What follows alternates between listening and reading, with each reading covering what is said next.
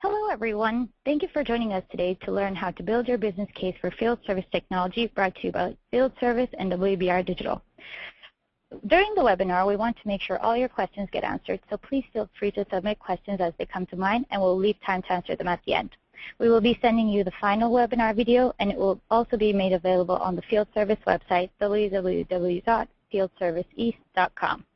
Today we are here with Vidya Chadaga, Director of Product Marketing at ServiceMax, who is a result-driven product and channel marketing professional with 15 years of experience in marketing and management. And now, without further delay, I'd like to pass the word on to Vidya. Thank you. My name is Vidya Chadaga. Welcome, everyone. I'm the Director of Product Marketing here at ServiceMax. I'm super excited to be presenting a very intense and long-awaited topic in field service, which is building the business case for field service technology. Let's get started. I'm certain most of us on the call today knows how getting the go-ahead on spending money on technology is tough, especially in field service, which has traditionally been a very cost-conscious and a cost-sensitive, paper and pen-driven technology industry. The dice keeps rolling a no every time, in spite of aligning every critical aspect, including the timeline, the budget, resources, people at all levels, people using, consuming the technology, and the people who are approving this technology. In spite of aligning all these stars, it seems like getting anything purchased and approved and deployed is a task in itself. And if you've ever had to have a purchase request denied, let me tell you, it's not you, maybe it's your boss, but it's surely the business case. And so in today's webinar, we'll talk about how to build a strong business case and make you look like a star. This is the agenda for today. How do you go from nay to yay? I want to start off by talking about the field service landscape and assure you that this is working in your favor. Want to talk about the top 5 tips for building your business case. This is pretty much the core of the presentation today. I'll take you through the details of these tips. We'll talk about how ServiceMax can help you build your business case. And finally, I'm excited to give you a sneak preview of the ServiceMax ROI calculator. So the field service landscape, the industry itself is evolving, and we know that field service is mission critical. It's about solving real business and real customer problems.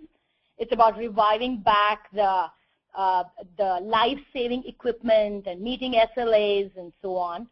The industry is undergoing a massive transformation. This is the right time to embrace proven, scalable technology such as mobile, social, and cloud. Field service is no longer a cost center. It's now emerged as a profit center. We're booking revenues, service revenues, and every time a service technician goes out there, he becomes the trusted advisor. He becomes the face of your company, your brand, who now knows enough about the products and the services. He can recommend new products to your customers. So this is a great sales opportunity as well. And field service is not black and white anymore.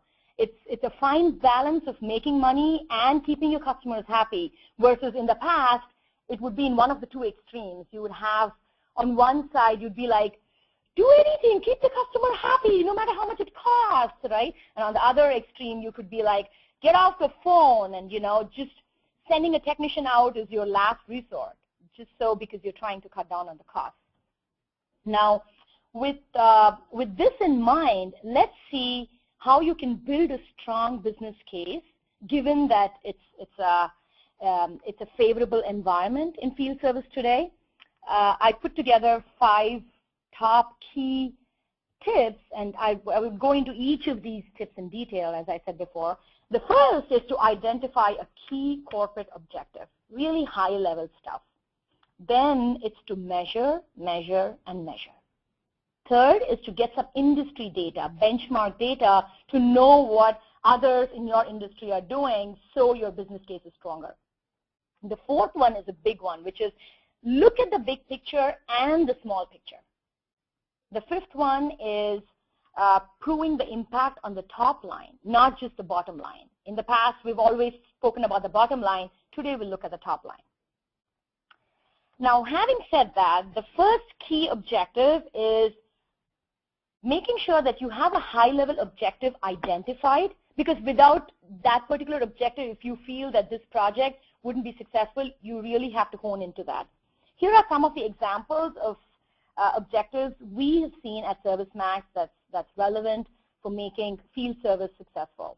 Sales growth, both new and after-sales growth, is a key objective, which is usually in your manager or your executives' MBOs. So if you can have a project that would play into that objective, that's a quick win for you. Achieving or even improving service margins, increasing the Net Promoter Score. NPS is a big customer loyalty metric today.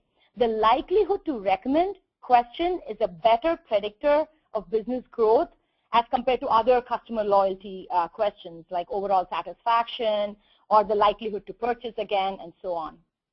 So we've seen NPS gain a lot of traction in the recent times. Improving customer retention and satisfaction. This is about customer churn, how many customers are stuck to you, the customer stickiness. This may sound soft, but service is this one touch point, the constant touch point of your brand with the customer. And improving any of these metrics would improve your service revenue numbers directly. Meeting and tracking contractual commitments. This is something which is slightly deeper down. It's not that high level, but this is something that we've seen as an objective executives have and would make you very successful if you can play to this. And lastly, the tip in this section is find the executive and make him your biggest advocate. Someone who has this objective would want to work with you because now you're telling him how you can make him successful. So that's about identifying the key corporate objective. The second is measure and then measure some more. Try to find and gauge the health of your organization as it stands today. How are things like today? How many technicians do you have? How many jobs do they cover in a day? How many calls do they get on? What's your current after-sales revenue? What's your target service revenue? Maybe today it's 5% and you're like, hey, I want to get it to 10%. What can I do? Even for you to say, I want to go from A to B, you need to have measured what it is today. The value of your spare parts inventory. How much do you have in stock and how much is lying around in the trunks of your technicians? That's important. How much does your customer pay for a work order or contract, right? The average cost of a job to your customer.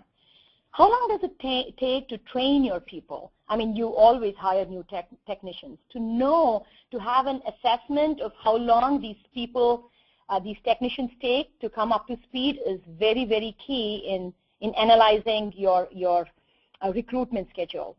What about the levels of expertise in your company? You know, like just starters, intermediate, or experts. So you can then say, hey, I now have a fancy technology wherein my technician can take a mobile device, go into the field, and turn to an expert. So you need to know how many experts you have in your organization. Maybe then you can figure out, okay, I have either too many experts or too little experts in the company, and then you can build on them.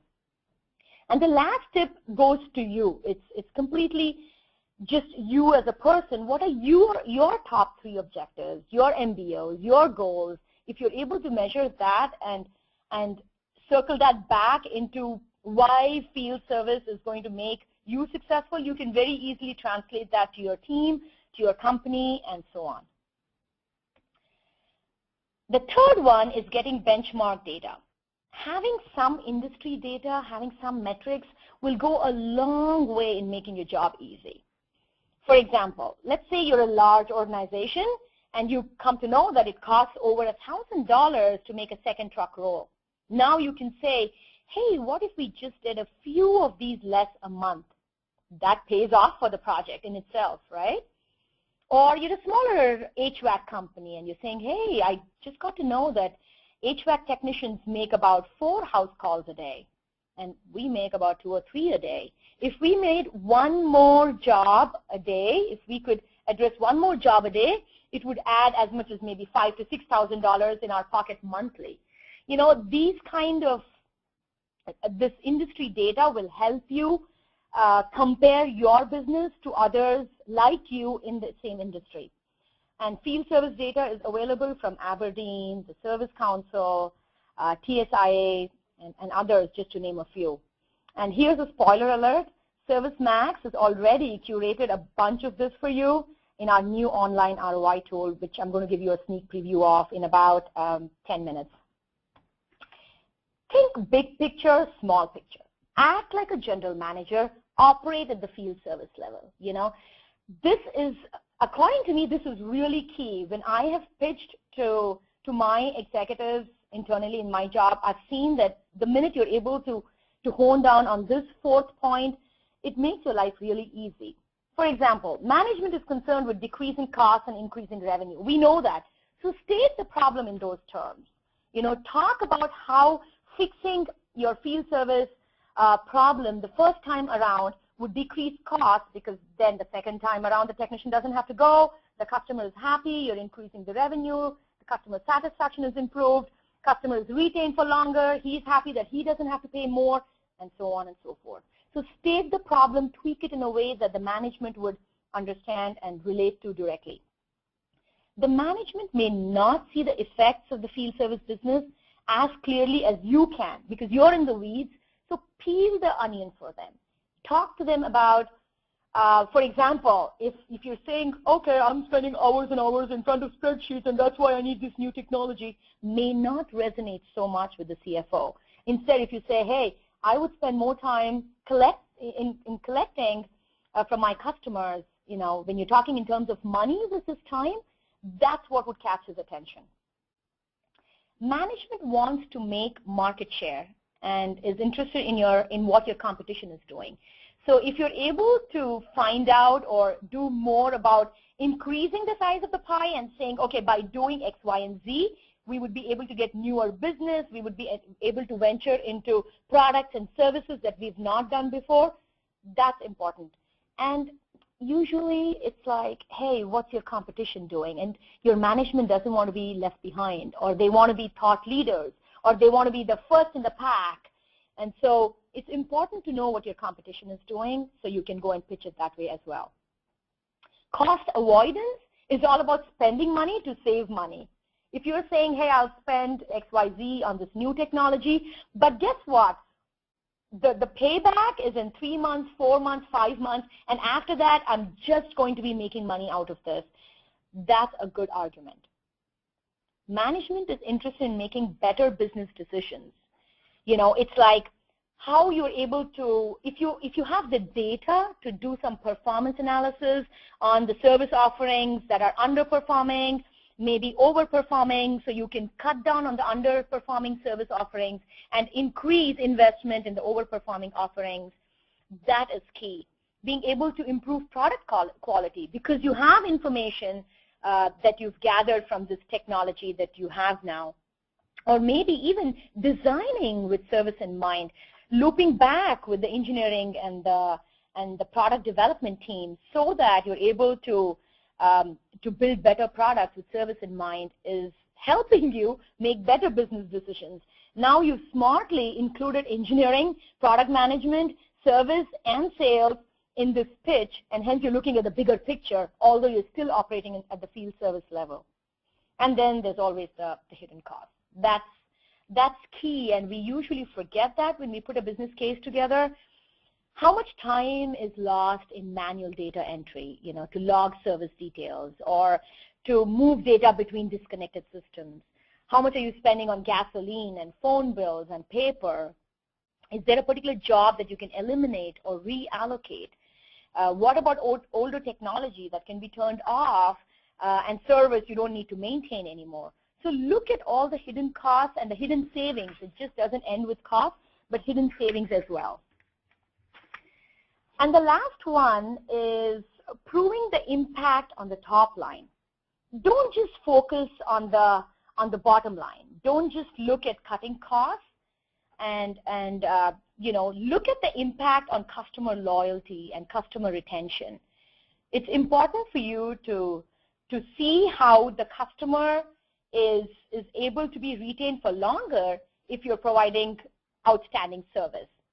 And quantify how the project will help you sell more, selling service contracts, how you now have visibility into entitlements. You can avoid warranty leakage.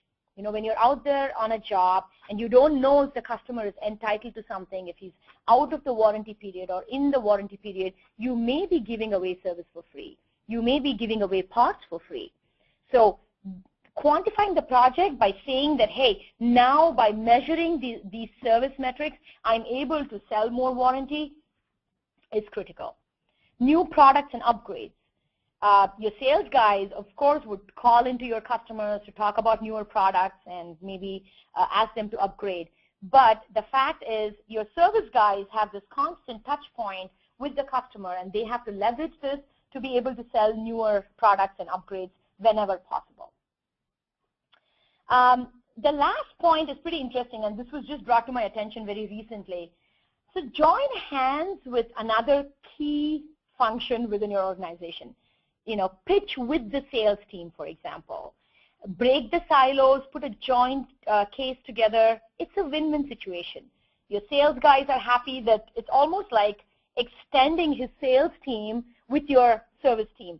Your service team is now feeling enabled to go and sell newer products. It's bringing a new vibe to his regular mundane task maybe, and he is an expert in what the customer wants and knows, and he's right there with his iPad or his iPhone. He can get the signature of the customer, boom, you've made a sale right there.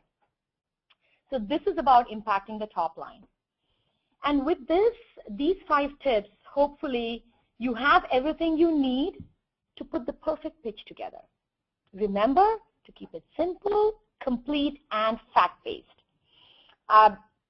State the field service problem. As I said, get benchmark data, identify objectives, put the business problem in context of the big picture and the small picture. Describe the field service solution. You now have, you have to measure, maybe you've already done it in the past, maybe you're beginning to do it. So put the solution in perspective. You talk about what you were able to measure before and what you can measure now with the new solution. Again, talk about the impact on the top line. The third bullet here is extremely important. This is the heart of your business case, which is showing the ROI that can be realized if this solution is implemented, right? And the third bullet goes to all the 5 tips I gave you. And finally, you have to talk about how much it would cost to implement the solution. That would kind of bring this whole thing together in terms of a business case.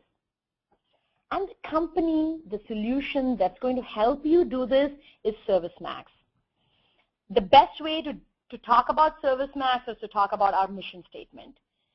ServiceMax is chartered, is passionate about transforming the service lifecycle and achieving value-driven outcomes for its customers and the customers of our customers.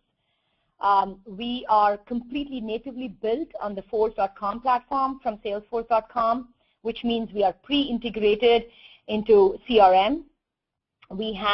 It's a 3-legged stool. We are built on cutting-edge technology, including social collaboration, mobile computing, and cloud computing.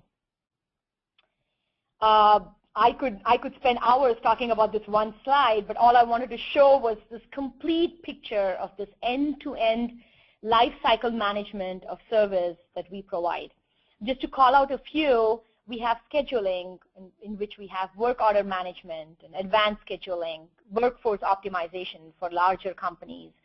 We have contracts, we have install base management and entitlements, and we have an extensive suite of service parts and reverse logistics, which goes into depot repair.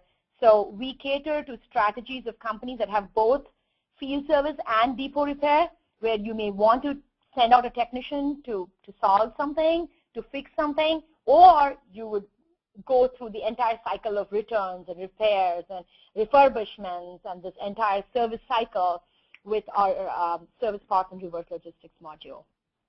We also have a very sexy module with social, where we have Service Pulse and Ticker and Product Pulse. There's remote product, the health check that can be done. There's portals we can have our customer and partners access ServiceMax through an online tool. And all this is built on the ever configurable Service Flow Manager. And our mobile technology is just front and center. It's complete mobility on the iPad, on smartphones, on laptop, both connected and disconnected. And real-time collaboration in the field, of course, is with our social solution, that's Service Pulse. We have the world-class platform that we have built on from Salesforce.com, and so security and performance and scalability is just the nature of the game. We have multi-language, multi-currency support, and all in all, it's an end-to-end field service solution. We have success in both mid-market and enterprise, and across the globe we have hundreds of customers, and these are just a few that I've put up here in our logo slide. And it's the success in our, the customer success is driven by delivering quantifiable ROI. ServiceMax is helped our customers increase revenue. We've helped with cross-sell and upsell of products and services. Now you're able to capture and charge for all the expenses and parts, so you're not giving away free service or parts. You're increasing technician utilization and calls per day by reducing the white space in their calendar, by making sure that the drive time is reduced, and thereby you're getting more out of each technician per day. You're controlling costs. You're reducing the leakage of spare parts. You're reducing excess inventory because you now have a real visibility, real-time visibility into what's in stock. You're increasing productivity by as high as 25%. You're enabling partner and customer self-service. You're reducing your back office staff. You're preventing warranty leakage through entitlement checks, and we've spoken about this before. There's improving service, wherein you're able to meet and even exceed contract SLAs. You're reducing customer churn because your customer is happy with the service you've provided. They're being retained for a much longer period of time. Customers are loyal to you. You're able to flash the right program service offering in front of them real time on your mobile device, or being able to collaborate with your back office using your mobile device and the social technology, the social collaboration we spoke about. All in all, you have access to the 360-degree view of the customer at all times, anywhere, anytime. And the focus is relentlessly on you. I mean, our product is, we have 3 major releases per year. We are focused on the simplicity and the innovation and creativity in our apps. We are highly focused on the ease of use and user experience. We invest a lot in that. You don't have to, upgrade because new features are automatically included in the newer releases. There's fixed bit implementation support, and they're committed to rapid deployment as well. Customer feedback is solicited through online meetings and user groups, and we have annual events, we have industry-specific user groups, and so on. And obviously, we have high expertise in the field service domain and in the cloud.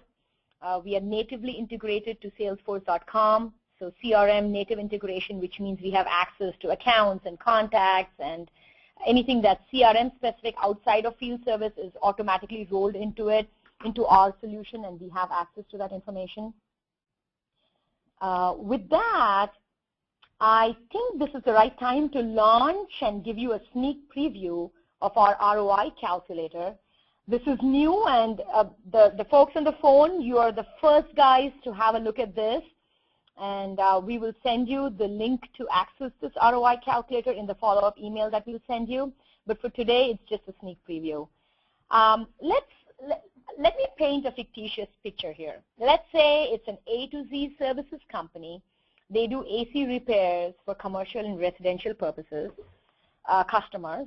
They have 10 technicians at about $25 an hour, and they do about 3 visits a day. Their annual service revenue is $1 million. Let me switch to the life calculator. Whoa. So the first question you're posed with when you want to play with the calculator and do the ROI analysis yourself is, do you have parts logistics or complex scheduling optimization needs? And if you say no, this is for a smaller business, a mid-market company, and the set of questions are different. If you say yes, then we are assuming that you're a larger organization, you've got maybe excess inventory data, parts logistics is a requirement, you've got a call center representative, and so on. And there's nothing that's stopping you from using either of those. You could play with it and say, hey, maybe I'm borderline, so I'm going to go with this versus this, and so on. But since our example of A to Z services is a small company, we're going to say we don't have complex scheduling needs, and we're just going to go and play with the simple company data that we have. We said the annual value of service contracts is about $1 million, so let's change that to million. You can just play with the sliders, and I think it's really fun to play with it. As you can see, when I change the sliders, the results section changes automatically, real time, and you can see the costs and the benefits right here at the bottom. Let's say the annual service revenue generated off entitlement, which is out of contract revenue, is about 10,000 or 20,000. Okay. Let's say the percentage of contract revenue, which is a warranty leakage that, unknowingly without doing an entitlement check is about 5%. You could keep it to anything, but I would just say 5%. The discount rate you offer is 10%. Let's enter some field technician data now. Let's say you pay about $25 per hour to your technician, and I think that's what I had in the case study. You have 10 field technicians. You could have many more. For the simplistic scenario I have, it's just about 10 technicians, and they make 3 calls a day. I changed that, and this is the percentage of work orders that requires a return visit to resolve. Like the field technician has to go back the second day or set up another appointment and go back and resolve this issue because he's not an expert, maybe he doesn't have the parts, or just for some reason the customer has to go, the customer has another appointment, and you have to end the first service call. And the last one is the annual spend on gasoline. Let's say it's $10,000. And you would see that the results are different. I can present results. I can look at the first year. I can see that the payback is in just about 3 months if it's a conservative approach versus an optimistic approach. Now, how are these numbers calculated? Remember when I spoke about measuring and getting benchmark data? I spoke about Aberdeen. So we have used that industry benchmark data from the Aberdeen group, and in 2011, their conservative approach projection for improving the service contract attach rate was 5%, and their optimistic number was 9%. So I've used those numbers for the calculation under the covers, and that's what you see here. So these are the ServiceMax driven improvements. These are very specific to field service and very known in the field service arena. So improvements in annual renewals, in the field technician utilization rate, the non-contract service revenue that you would get because of accurate billing now, the elimination of warranty leakage, the increase in the first time fix rate or the resolution rate, the decrease in the mean time to repair. This is, if your technician is able to solve the same thing in the same problem in 2 hours versus 4 hours, you're saving money right there. And your customer is happy because he doesn't have to pay for 4 hours. He's just paying for 2 hours. customer retention goes up, customer loyalty goes up, customer references go up, and so on. And remember, we spoke about the Net Promoter Score. You would have more of your customers recommend you to their friends and family just based on the fact that you're able to repair in a shorter duration of time. Decrease in fuel costs. Your drive time is reduced, and it's reduced because you now have visibility into the calendars of your technicians. You know exactly where they are, what their drive time is to a particular job, and so on. And based on all of this, we have churned out the cost benefits and the revenue increase. And this is the ServiceMax cost, the annual contract value. If you were to go with ServiceMax, and you can see that we've churned it out for 2 years, 3 years, 4 years, depending on what kind of a pitch you want to make for your management, you can pull up the respective report. In this case, let's say, look at the graphs below, pretty intuitive. It's the cost-benefit analysis. This is the recurring tab. This is by year. So you can say, okay, the first year, this is how much I would save conservatively, optimistically. This is how much it is. This is how much it's going to cost me on an year-to-year basis. The first year is slightly high, obviously, given that we have an implementation cost. And then the year after, it's just the per-user licensing cost. Once you've done this, this is the most favorite part for me because it doesn't end here. You can now download your personalized, very specific report, and it will just ask you for a couple of information like your name, company, and so on, and it will present you with this information online. And you can just, by the way, you can also send a copy right away. You can say, hey, I want to share this report with I want to email this report to other folks, and you can do that. Or, look, you can download it, and this is the fancy, it will download a PDF file for you. I think I had some issues this morning, so I have like a couple of versions of the PDF, and you can see the 5-year results shown here, conservative, optimistic, the same numbers we churned. I was going crazy with the sliders. You can see there's a little discrepancy between the numbers I've shown you on the screen and the ones that I've downloaded, but I did it this morning. So you'll have the date stamp, you'll know where it's come from, you know who prepared it. So my name is Vidya, so I prepared it, but you can have that prepared by whoever. And then we've presented your annual savings based on the conservative and the optimistic numbers. So, you save anywhere between $530,000 and $860,000 if you went with the numbers that I put in.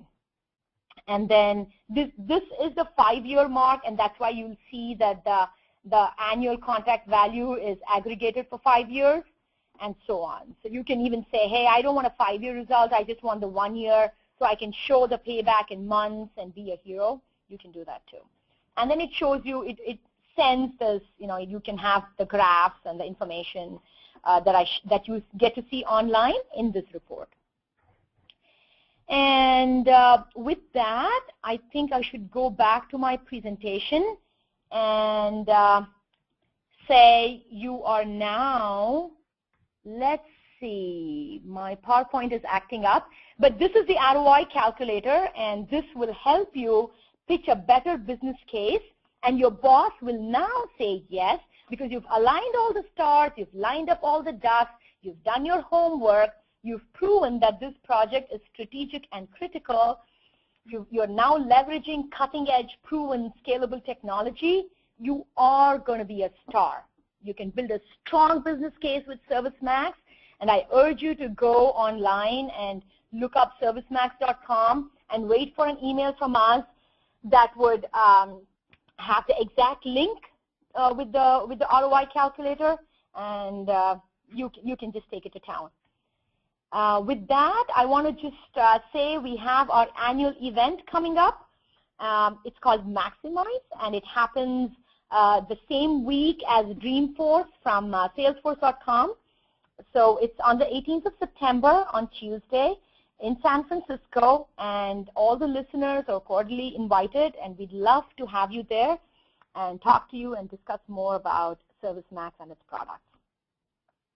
With that, I I now turn it over to questions and answers, and feel free to type in any of the questions you have, and I am here to take them for you.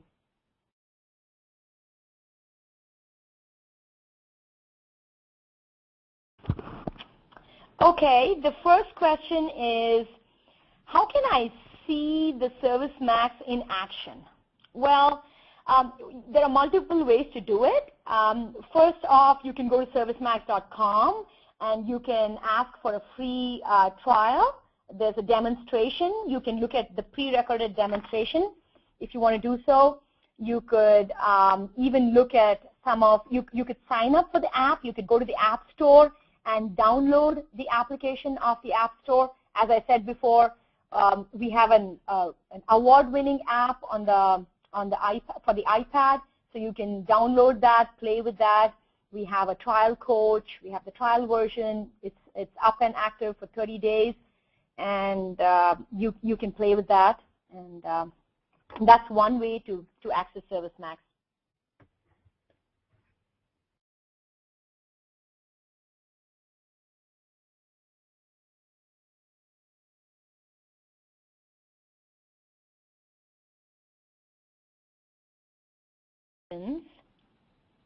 Okay, let me pull up my window for questions. Okay. Oh, excellent presentation on the business case concepts. Energy on mark. Okay, maybe I should get to the question. Now, how does ServiceMax actually help realize this? Not the sales pitch, but need the process flow. Absolutely. I mean, this was meant to be a starter conversation, so you know that obviously if I pitched it today, you know that our product can do it. And we'd love to sit down with you, take you through a demonstration, show you how we do it, what the configuration engine, the service flow manager that I spoke about. There's a wizard. We've built our flow into a very graphical user interface, very intuitive user interface, so it's very easy for you to not miss a step. Now, who defines this step? It's not ServiceMax, it's you as a customer. You sit with the consultant and you decide when you're configuring the system, and you say, okay, this happens after that and this happens after that. We model this for you, and then you can just click on this, what we call the big blue buttons, and then it will take you through the entire process. The second question, I hope I have answered that question, and feel free to reach out to me. My email address is vidya.chidaga@servicemax.com. And if you have other questions, because your question was really broad, I tried to take it in one direction, but feel free to ask me other questions if you have any.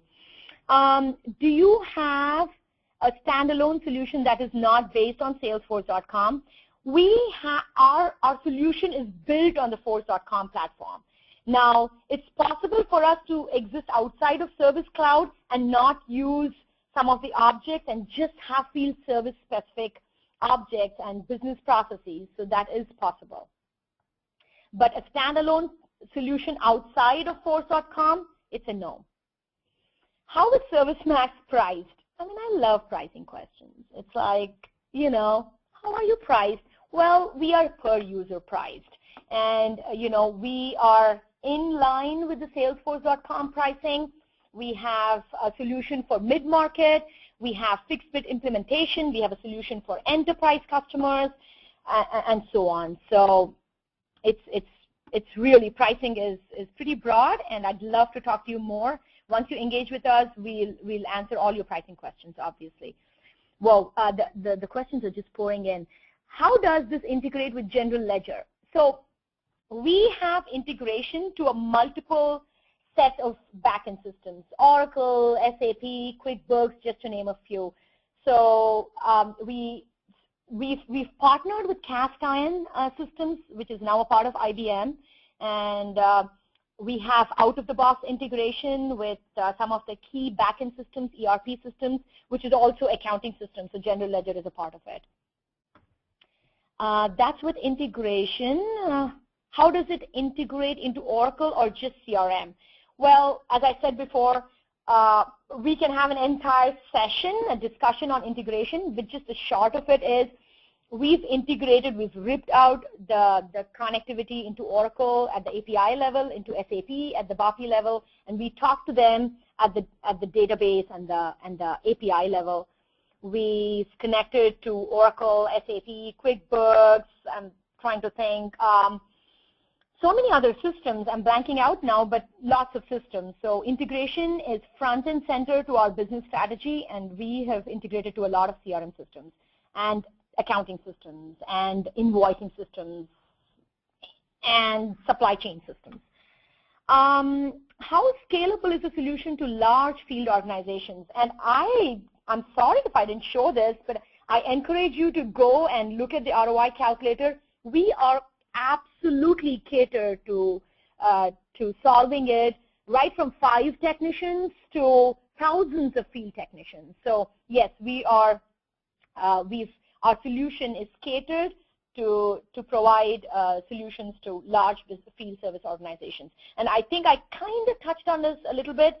Your large field service organization could have multiple strategies, depot repair on one side, maybe for commercial aspects, and maybe field service for B2B scenarios. So yes, we are completely scalable there. Does ServiceMax assist not only in software integration, but also process development and integration within a customer's operation? And the answer is yes. I mean, we have a very robust services team. They have seen all kinds of scenarios, and process development and integration is basically key. Software integration is just, I believe, the tip of the iceberg. And I think it's just an extension comment you have. Sometimes the best hammer in the world gets dismissed as useless through shortcomings in knowing how to use it correctly. And I can't agree with you more. I mean, in my past life as working for an integration company, we always said, don't use a jigsaw machine to open a letter, right? You just need a letter opener. So ours is our solution from ServiceMax is quick and nimble, and yet can cater to really sophisticated scenarios and processes. Next question is, do I have to have a Salesforce CRM license, or can I just use a ServiceMax license? Well, you have to have a CRM license depending on what you're using it for. If you want to have the Sales Cloud and Service Cloud usage, then you would need the CRM license from Salesforce.com outside of ServiceMax. But if you're just looking at field service and you're not looking at other things, then we can do that too. Then that's just a ServiceMax license. Next question, how do you estimate improvements in one-time fixes in the calculator? How do you estimate improvements in one-time fixes? I'm not sure I get the question, but the calculator is pretty flexible with respect to calculating based on any small number you give to the large number. Maybe I'm not answering your question. If you reach back and and explain this question a little more, I can take it. But estimating improvements is coming from the benchmark data we have from a leading analyst in this space. So I think it's just it's an estimate that's based on industry data. And with that, I think, oh, here's the last question, which says, how do you cater to mid-market and the pricing for mid-market? Well, our mid-market solution is for, as less as 5 field technicians, and we have a fixed price for the year with training, and it's a package. I don't know if I can quote that on a webinar, but it's $9,900 for a year for up to 5 technicians, and training is included as a part of it. And that's our mid-market offering. And it's very popular, and we have our Fortune 100 companies, and we have our HVAC small mom and shop shop companies as well. With that, I think it's time to call it a wrap. It was really interesting presenting this topic, and thanks to one of the feedback, which is talking about the energy. I could feel the energy. Hopefully you felt it too. It was really good, and we look forward to having you at Maximize. Go ahead, visit us on ServiceMax.com, and we'll keep the dialogue going. Thank you so much. Great. Thank you, Vidya. So that's all we've got time for today. Thanks again to all of you who were able to join us. We will be sending you the final webinar video, and it will also be made available on Field Service website, www.fieldserviceeast.com. And lastly, you'll see a short survey once the webinar has ended. We'd really appreciate your feedback. Thanks again for joining us, and hope to see you next time.